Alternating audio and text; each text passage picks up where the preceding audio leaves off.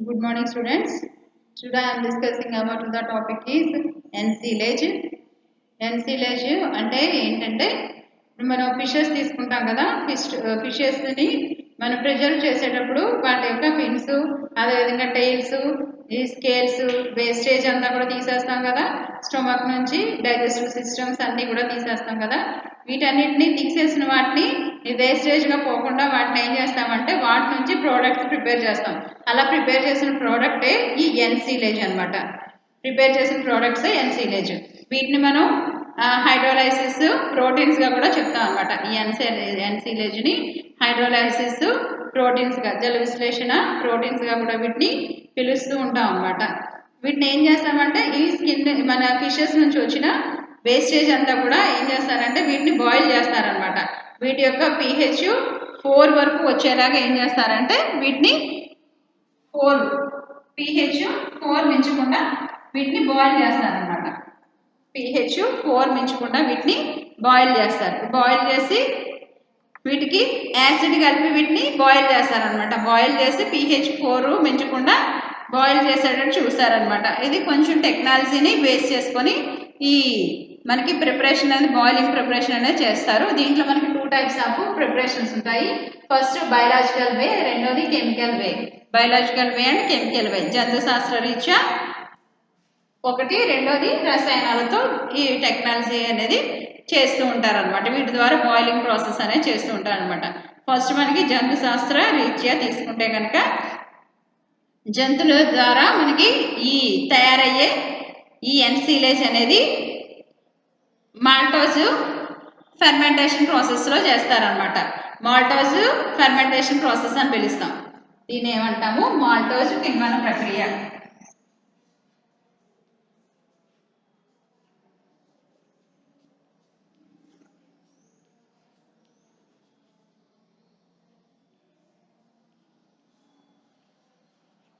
Maltose కిణ్వన ప్రక్రియగా దీన్ని పిలుస్తూ ఉంటాం అనమాట ఈ విధానంలో ఏం చేస్తారంటే వీటికి ఈ వేస్టేజ్ అంతా ఉంది కదా వీటికి ఏం చేస్తారంటే బ్యాసిల్లస్ స్పీసెస్ని తీసుకుంటారు అనమాట బ్యాసిల్లస్ బ్యాక్టీరియాస్ని తీసుకుంటారు ఈ సూక్ష్మజీవుల్ని వీటికి కలిపేసి ఏం చేస్తారంటే 30 degrees సెంటిగ్రేడ్ దగ్గర ఇంక్యుబేట్ చేస్తారనమాట ఈ బ్యాసిల్లస్ స్పీసెస్ మైక్రోబ్స్ని సూక్ష్మజీవుల్ని వీటిలో కలిపేసి ఫెర్మెంటేషన్ జరగడం కోసం వీటిని ఏం చేస్తారు 30 degrees సెంటిగ్రేడ్ దగ్గర ఇంక్యుబేట్ చేస్తారనమాట ఇది మొత్తం కూడా పూర్తిగా ఎన్రోబిక్ ప్రాసెస్లో జరుగుతుంది అనమాట ఏరోబిక్ కాకుండా ఎన్రోబిక్ గాలి తగలకుండా ఈ ప్రాసెస్ అంతా కూడా చేస్తారనమాట ఈ క్రియ అంతా కూడా పూర్తిగా మనకి 10 days పడుతుంది ఈ ప్రాసెస్ అంతా కూడా జరిగి ఈ మనం తీసుకున్న బ్యాసిల్లస్ ఈ సూక్ష్మజీవులు ఏవైతే ఉన్నాయో ఇవన్నీ కూడా ఫెర్మెంట్ అవ్వడానికి 30 degrees సెంటిగ్రేడ్ దగ్గర ఫెర్మెంట్ అవ్వడానికి 10 days ప్రాసెస్ అంతా జరుగుతుంది అనమాట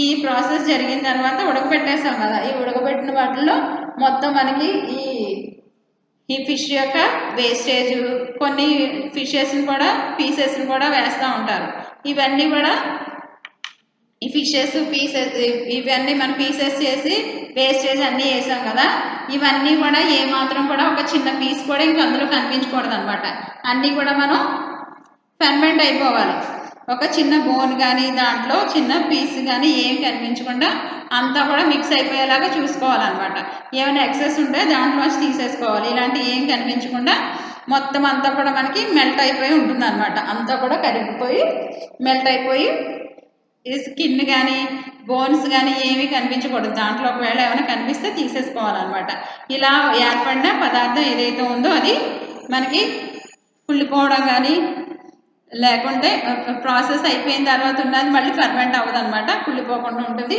ఏ విధమైన స్మెల్ లేకుండా ఉంటుంది అనమాట ఇదొక ప్రాసెస్ బయలాజికల్ వేలో ఈ విధంగా చేస్తున్నాం అనమాట ఫెర్మెంటేషన్ మనం మైక్రోబ్స్ని పంపించి ఫెర్మెంట్ చేస్తున్నాం అనమాట ఇదొక వే ఏరోబిక్ కాకుండా ఎన్రోబిక్ ప్రాసెస్లో ఇంక్యుబేట్ చేసి చేస్తాం అనమాట సెకండ్ వన్ కెమికల్ వే దీనికి ఏం చేస్తామంటే కొన్ని రకాల కెమికల్స్ని మనం ఈ విధానంలో కలుపుతాం అనమాట రసాయనాలు ఏం చేస్తామంటే తగినంత రసాయనాలు కలిపి ఈ మనకి బ్యాసిల్లస్ బ్యాక్టీరియాస్ ఉన్నాయి కదా వీటిని ఏం చేస్తున్నాము మరలా అవి లైసిస్ చేయడానికి వీటిలో బ్యాక్టీరియా బ్యాక్టీరియాలు మనం స్పెషల్గా దీంట్లో కలపాల్సిన అవసరం ఉండదు అనమాట. ఎందుకంటే మనం ఎప్పుడైతే ఈ మెటీరియల్కి కెమికల్స్ కలిపామో ఆటోమేటిక్గా ఏమవుతుందంటే బ్యాక్టీరియాస్ అవే ఫామ్ అయిపోతాయి. న్యాచురల్గా బ్యాక్టీరియాస్ ఫామ్ అయిపోయి లైసిస్ డీకంపోజిషన్ అనేది స్టార్ట్ అయిపోతుంది అనమాట. ఫర్మెంటేషన్ ప్రాసెస్ స్టార్ట్ అవుతుంది అనమాట. బ్యాక్టీరియా పెరుగుదల అధికంగా ఉంటుంది. వెంటనే ఇవి ఏం చేస్తాయంటే ఎమైనో యాసిడ్స్తో ఒక చైన్ ఫార్మేషన్ చేసుకుంటాయి అనమాట. ఎమైనో యాసిడ్స్ కలిగిన గొలుసులు ఫామ్ అయిపోతాయి అనమాట. చైన్ ఫార్మేషన్ ఏర్పడతాయి.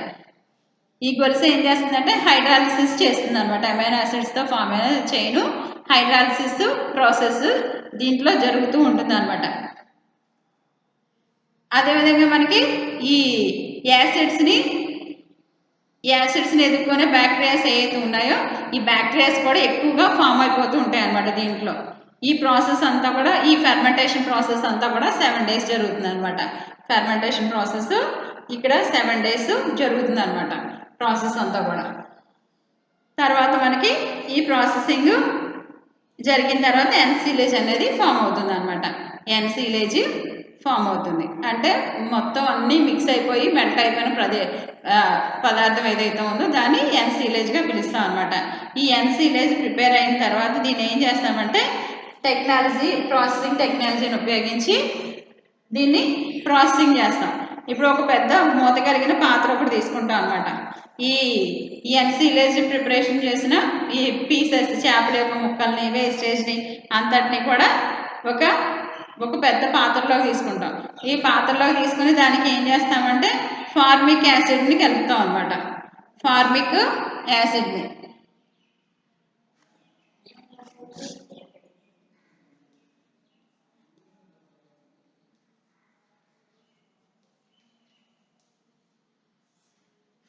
యాసిడ్ని దీనికి కలుపుతాం అనమాట.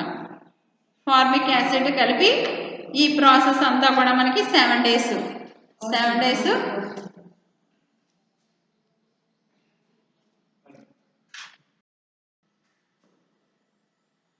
ఈ మనకి ఫార్మిక్ యాసిడ్ కలిపిన తర్వాత ఒక 7 days ఈ 7 days కూడా దానిలో ఫెర్మెంటేషన్ వదిలేస్తూ ఉంటాం అనమాట.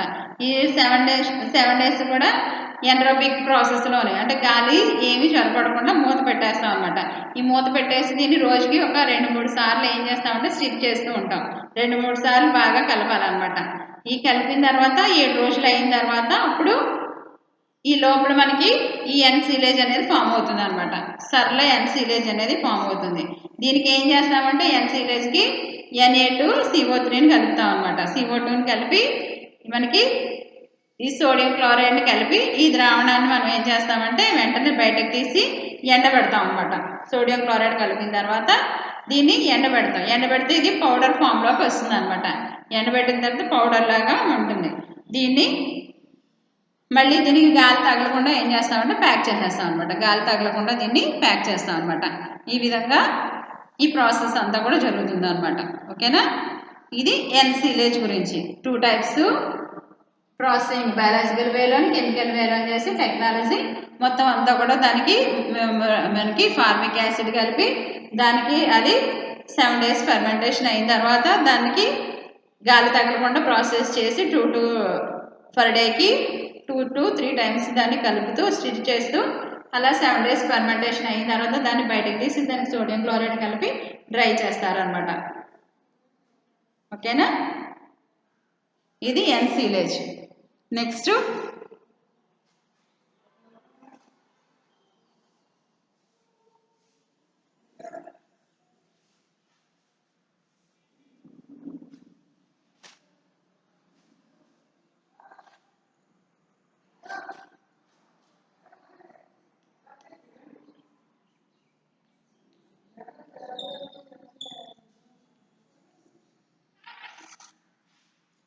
మనం ఫిష్ చౌడర్ అంటాం అనమాట.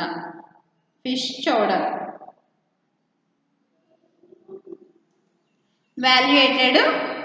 వాల్యుయేటెడ్ ఫిష్ ప్రొడక్ట్స్ మనం నేర్చుకున్నాం కదా, ఫాస్ట్ ఫుడ్స్. ఆ వాటిలో ఈ ఫిష్ చౌడర్ అనేది ఒకటి అనమాట. దీన్ని సూప్స్ గాను లేకపోతే పాలతో కానీ వెన్నతో కానీ వీటిని కలిపి తీసుకుంటూ ఉంటాం అనమాట. వాటికి అనుబంధంగా బిస్కెట్ ముక్కల్ని దీనికి కలుపుతూ ఉంటారనమాట. కొన్ని బ్రెడ్స్ కానీ బిస్కెట్స్ కానీ వీటితో మిక్స్ చేసి వీటిని ప్రిపేర్ చేస్తూ ఉంటారనమాట. ఇవి వేటితో ప్రిపేర్ చేస్తారంటే మనకి సీ ఫిషెస్ అయిన ఆయిస్టర్ ఒకటి, క్లామ్, వీటితో మనకి వీటిని ప్రిపేర్ చేస్తారనమాట. ఆయిస్టరు, క్లాము,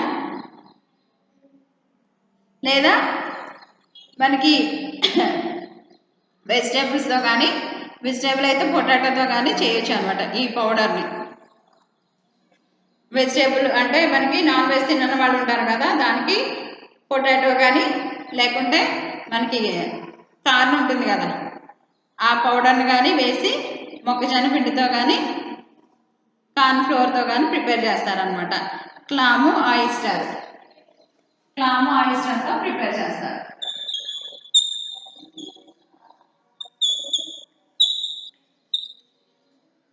క్లాము ఆయిస్టర్తో దీన్ని ప్రిపేర్ చేస్తూ ఉంటారనమాట. ఆయిస్టర్తో ప్రిపేర్ చేస్తారు. ఈ మనకి పీసెస్గా కట్ చేసిన ఈ క్లామ్ లేదా ఆయిస్టర్ ఉంది కదా, ఈ యొక్క మాంసాన్ని ఏం చేస్తామంటే ఎండిన తర్వాత బంగాళదుంప చిప్స్తో కలిపి దానికి మిల్క్ కానీ లేకుంటే వెన్న కానీ కలిపి ఉపయోగిస్తూ ఉంటారనమాట. ఈ పీసెస్కి ఈ బంగాళదుంప మొక్కజొన్న పిండితో తయారు చేస్తారు. లేకుంటే మనకి ఇంగ్లాండ్ దేశంలో వీటిని ఈ క్లామ్ చౌడర్ని ఎలా తయారు చేస్తారంటే, ఈ చీల్చిన క్లామ్ మాంసం ఉంటుంది కదా, ఆ మాంసానికి ఎండిపోయిన బంగాళదుంప చిప్స్ ఉంటాయి, పొటాటో చిప్స్ని అదేవిధంగా వెన్న మిల్క్ కలిపేసి ప్రిపేర్ చేస్తారనమాట. చౌడర్గా ప్రిపేర్ చేస్తారనమాట.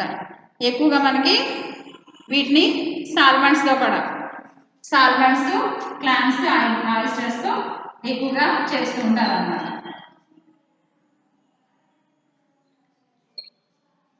సాల్మనర్స్ వీటితో ఇంకా ఇతర సముద్ర చేపలతో కూడా వీటిని ఎక్కువగా మనకి ఉత్తర అమెరికా, ఇంగ్లాండ్ దేశాల్లో ఎక్కువగా వీటిని చేస్తూ ఉంటారనమాట.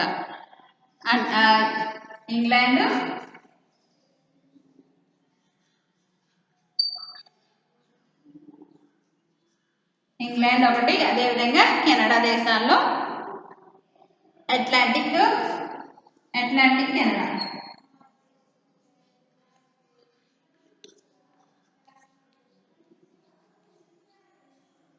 ఇంగ్లాండ్, అట్లాంటిక్, కెనడా, అదేవిధంగా ఉత్తర అమెరికా, న్యూ ఇంగ్లాండ్.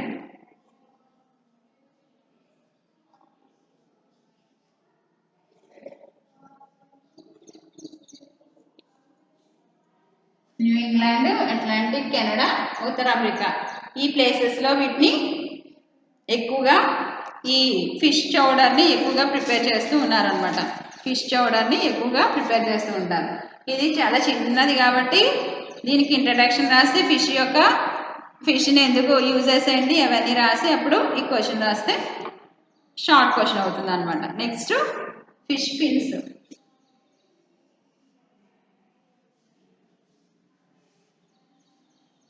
ఇది కూడా షార్ట్ క్వశ్చనే.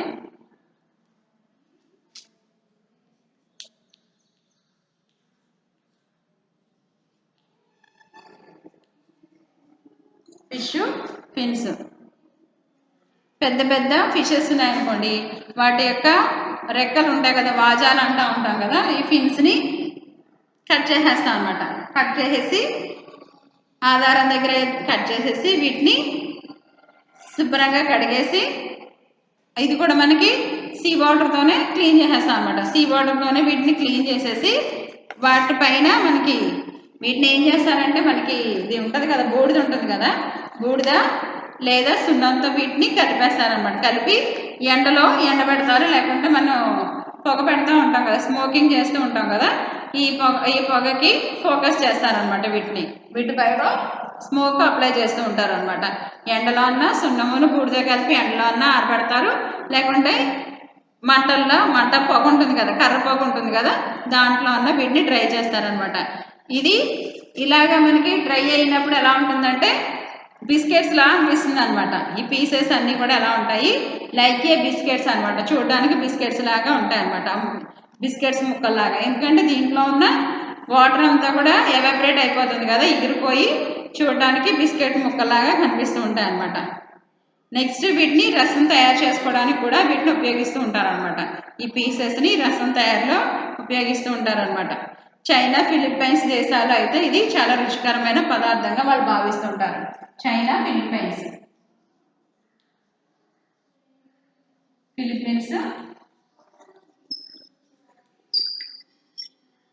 చైనా ఫిలిప్పీన్స్ ఈ దేశాల్లో వీటిని చాలా రుచికరమైన పదార్థాలుగా వీటిని వాడుకుంటూ ఉంటారన్నమాట.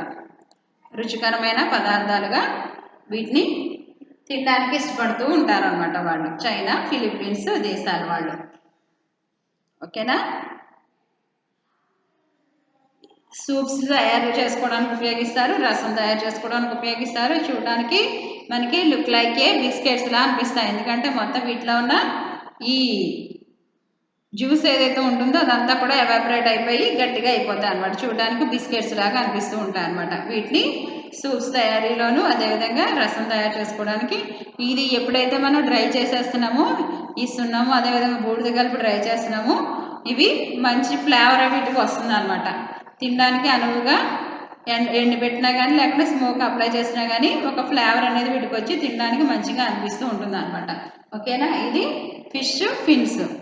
Next skins.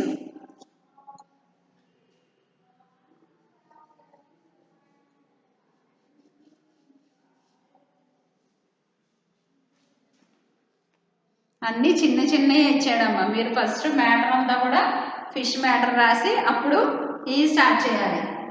అన్నీ షార్ట్ క్వశ్చన్ అంటే ఇంకా షార్ట్గా ఇచ్చాడు.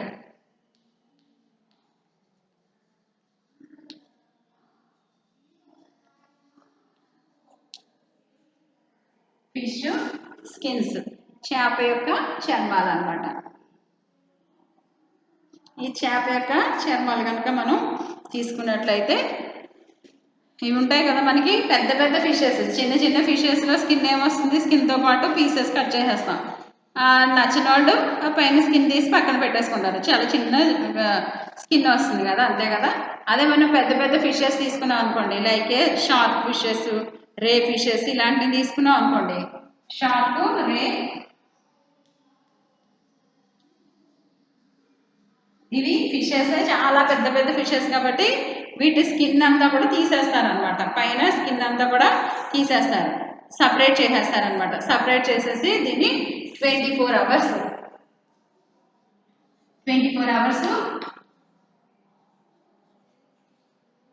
మనకి బ్రెయిన్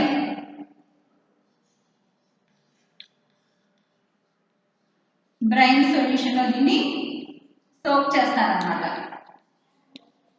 24 hours బ్రెయిన్ సొల్యూషన్లో సోక్ చేస్తారు. బ్రెయిన్ సొల్యూషన్ ఎలా ప్రిపేర్ చేస్తాము, వాటర్ అండ్ ఈ సాల్ట్ మిక్స్ చేస్తే దాన్ని బ్రెయిన్ సొల్యూషన్ అని పిలుస్తాం అనమాట. ఉప్పు నీటిని ఏమని పిలుస్తున్నాము, ఉప్పు నీటి ద్రావణాన్ని బ్రెయిన్ సొల్యూషన్ అంటున్నాం. ఈ బ్రెయిన్ సొల్యూషన్లో ఈ స్కిన్ని ఏం చేస్తారు, 24 hours సోక్ చేసేస్తారు అనమాట.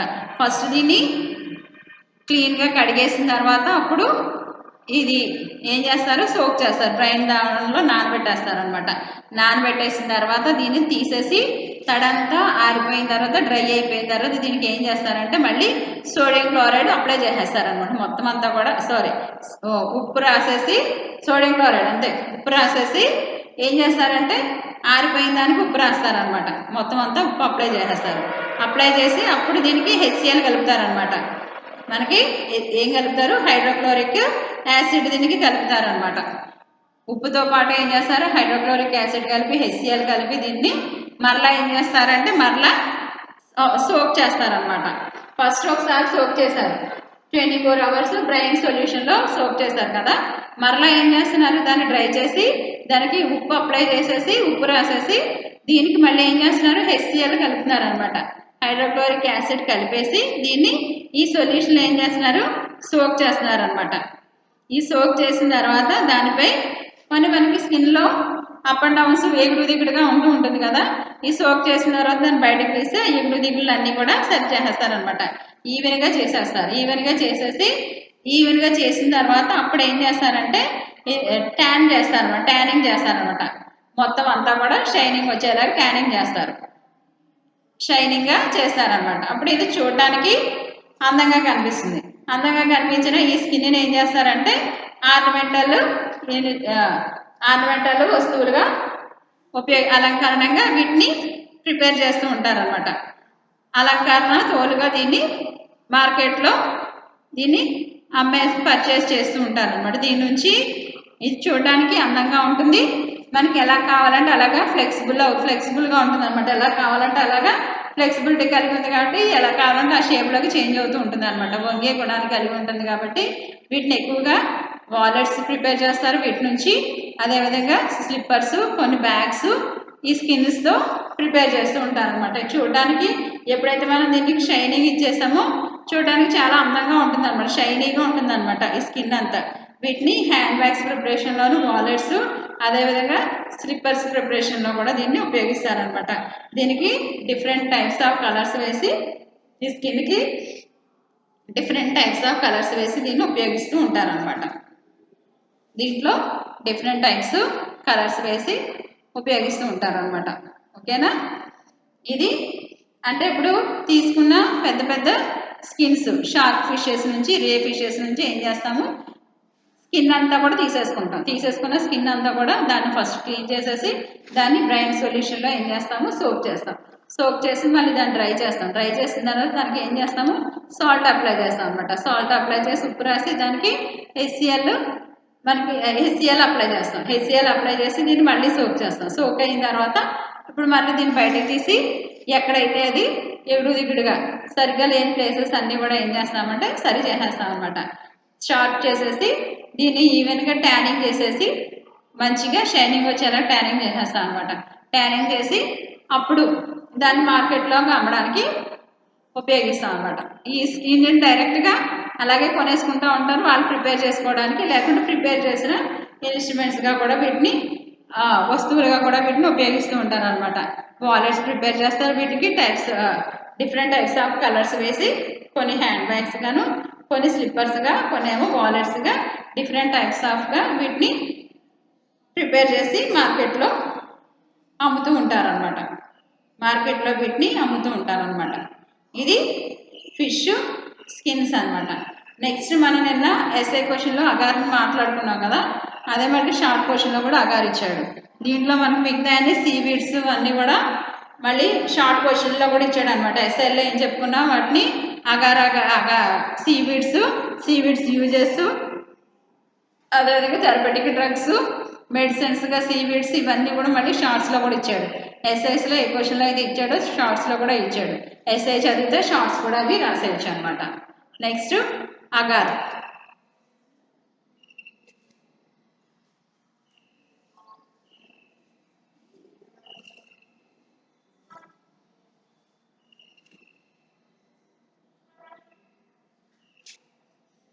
ఆల్రెడీ నిన్న దీనికోసం డిస్కస్ చేసుకున్నాం కదా,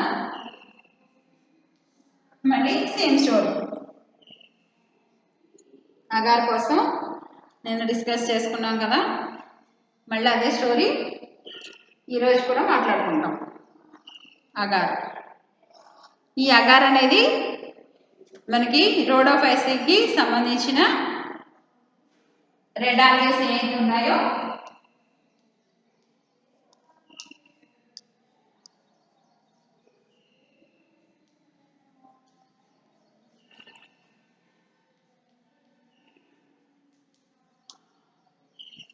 రోడోఫైసీకి సంబంధించిన రెడ్ ఆల్గేస్, గ్రాసిలేరియా, అదేవిధంగా జిలీడియం.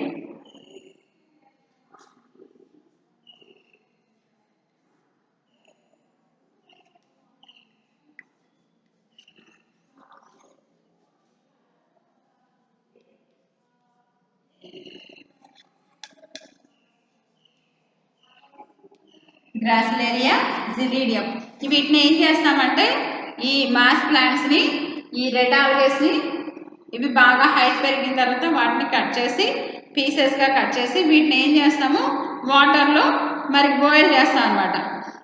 బాయిల్ చేసినప్పుడు ఏమొస్తుంది, వీటి నుంచి ఇవి కొల్లైడర్ ప్రాపర్టీని కలిగి ఉంటాయి కాబట్టి లైక్ ఏ జెల్లీ లాంటి స్ట్రక్చర్ అంతా కూడా పైకి తేలుతూ వస్తుంది అనమాట. జెల్లీ లాంటి పదార్థం అంతా కూడా తేలుతూ వస్తుంది అనమాట, తేలే గుణం కలిగి ఉంటుంది.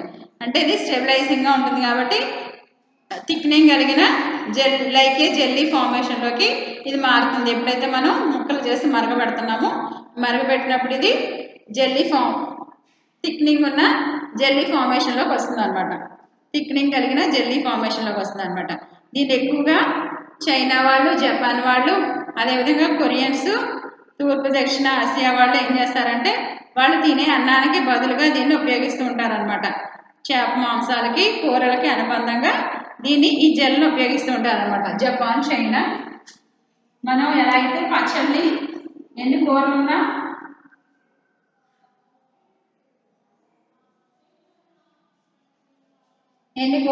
పచ్చళ్ళు ఏ విధంగా అయితే మనం కూడా వేసుకుంటూ ఉంటామో వీళ్ళు వాటికి అనుబంధంగా ఈ జెల్ని ఉపయోగిస్తూ ఉంటారనమాట. తూర్పు దక్షిణ ఆసియా ప్రజలు కూడా.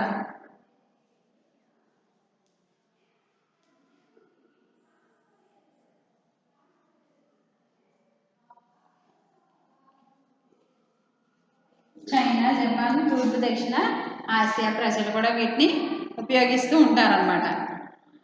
ఎక్కువగా వెజిటేబుల్స్కి, అదేవిధంగా ఫిషెస్కి, మీట్కి అనుబంధంగా మనం ఎలా అయితే కూరలు ఉన్నా కానీ పచ్చళ్ళు ఎలా వేసుకుంటూ ఉంటామో వీటిని కూడా ఈ జెల్లీస్ని కూడా వాళ్ళు ఫుడ్లో ఉపయోగిస్తూ ఉంటారనమాట, తింటూ ఉంటారనమాట. ఇంకా మనం చెప్పుకున్నాం కదా మైక్రోబయాలజీలో దీన్ని ఉపయోగిస్తూ ఉంటారు. మైక్రోబయాలజీలో ఉపయోగిస్తూ ఉంటారు ఈ జెల్లీని. లైక్ ఏ జెల్లీ అంటున్నాం కదా, ఇది జిలాటిన్కి బదులు మైక్రోబయాలజీలో సూక్ష్మజీవ శాస్త్రంలో దీన్ని ఉపయోగిస్తూ ఉంటారనమాట. దీన్ని ఇంకా కల్చర్ మీడియంలో ఎక్కువగా ఉపయోగిస్తున్నారని చెప్పుకున్నాం కదా. కల్చర్ మీడియంలో ఈ అగారు జెల్లీని ఎక్కువగా ఉపయోగిస్తూ ఉంటారనమాట. సింథటిక్ ఫైబర్ మాధ్యమంలో కూడా సింథటిక్ ఫైబర్ ప్రిపరేషన్లో కూడా ఉపయోగిస్తూ ఉంటారనమాట.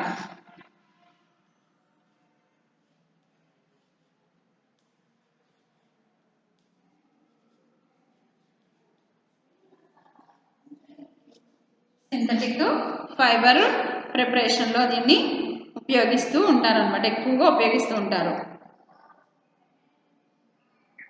ఈ సింథటిక్ ఫైబర్లో ఉపయోగిస్తున్నారు కాబట్టి దీన్ని సీవీడ్ రేయన్గా పిలుస్తాం అనమాట.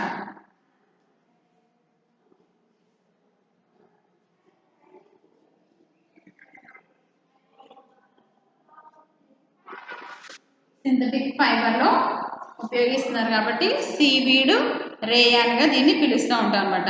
నెక్స్ట్ పోషణ కొరకు అగారు, న్యూట్రిటివ్ అగారు అనమాట.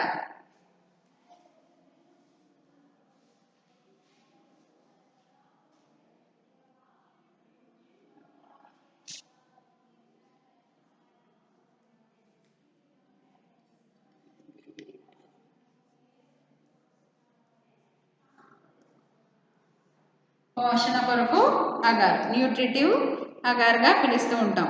ఈ అగార్ని మనకి కల్చర్ మీడియంలో ఉపయోగిస్తూ ఉంటాం. అగార్ని కల్చర్ మీడియాలో ఎక్కువగా ఉపయోగిస్తూ ఉంటాం అనమాట. బ్యాక్టీరియా, ఫంగై పెరుగుదలకి దీన్ని ఈ కల్చర్ మీడియాలో ఉపయోగించడం వల్ల ఏంటంటే బ్యాక్టీరియా, ఫంగై పెరుగుదలకి ఇది గ్రోతింగ్కి ఇది యూజ్ అవుతూ ఉంటుంది అనమాట. బ్యాక్టీరియాని, ఫంగైని పెంచడానికి ఉపయోగపడుతూ ఉంటుంది.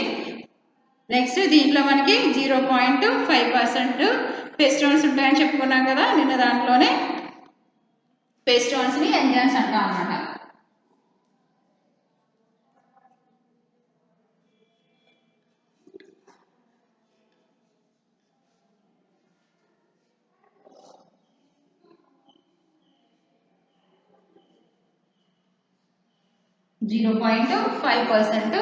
పెస్టోన్స్ ఉంటాయి. 0.5% పెస్టోన్స్. అదేవిధంగా 1.5% అగార్ని తయారు చేయాలంటే సోడియం క్లోరైడ్ ఎంత కలపాలి? 0.5% మనకి సోడియం క్లోరైడ్ని కలుపుతాం అనమాట. 0.5% సోడియం క్లోరైడ్ని కలిపి బాగా మరిగిస్తాం. వాటర్ మిక్స్ చేసి సోడియం క్లోరైడ్ దీనికి కలిపి, అంటే ఇప్పుడు జిలీడియము, అదేవిధంగా అగార్ జిలీడియం, గ్రాసిలేరియా పీసెస్ని కట్ చేసేసి దీంట్లో 0.5% సోడియం క్లోరైడ్ కలిపి బాగా బాయిల్ చేస్తే అప్పుడు మనకి ఎంత పర్సెంటేజ్? 1.5% అగారు లభిస్తుంది అనమాట. దాని pH 7 వరకు వచ్చిన తర్వాత 25 డిగ్రీ సెంటీగ్రేడ్ దగ్గర మనం ఈ హీట్ కనుక తీసివేస్తే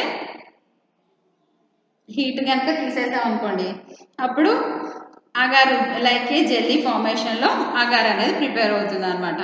అగార్ అనేది ప్రిపేర్ అవుతుంది. అంటే ఇప్పుడు మనకి 1.5% అగార్ కనుక ప్రిపేర్ అవ్వాలంటే 0.5% సోడియం క్లోరైడ్ తీసుకొని, ఈ సోడియం క్లోరైడ్ని అంటే ఈ అగార్ పీసెస్ ఉన్నాయి కదా, ఈ ప్లాంట్ పీసెస్ని బాయిల్ చేస్తాం అనమాట. బాయిల్ చేసి వీటి యొక్క pH 7.54 వచ్చేయగానే 25 డిగ్రీ సెంటిగ్రేడ్ దగ్గర వీటిని ఏం చేస్తామంటే కూల్ చేస్తాం అనమాట. కూల్ చేసి అప్పుడు వీటిని ఏం చేస్తాం, కూల్ చేస్తే మనకి 1.5% అగార్ అనేది ప్రిపేర్ అవుతుంది అనమాట. ఓకేనా. నెక్స్ట్ దీంట్లో మనకి కారాగీనను ఆల్జీను అన్నీ కూడా ఇచ్చాడు. ఆల్రెడీ మనం డిస్కస్ చేసుకున్నాం కదా ఎస్ఐస్లో. ఇవన్నీ ఎస్ఐస్లో డిస్కస్ చేసుకున్న అన్నీ కూడా మళ్ళీ షార్ట్లో ఇచ్చాడు. ఎస్ఐలో ఏమేమైతే డిస్కస్ చేసుకున్నామో అవన్నీ మళ్ళీ షార్ట్స్లో ఇచ్చాడు అనమాట. వీటిని జాగ్రత్తగా ఎప్పటికప్పుడు రన్నింగ్ నోట్స్ రాసుకోండి. ఓకేనా. Thank you.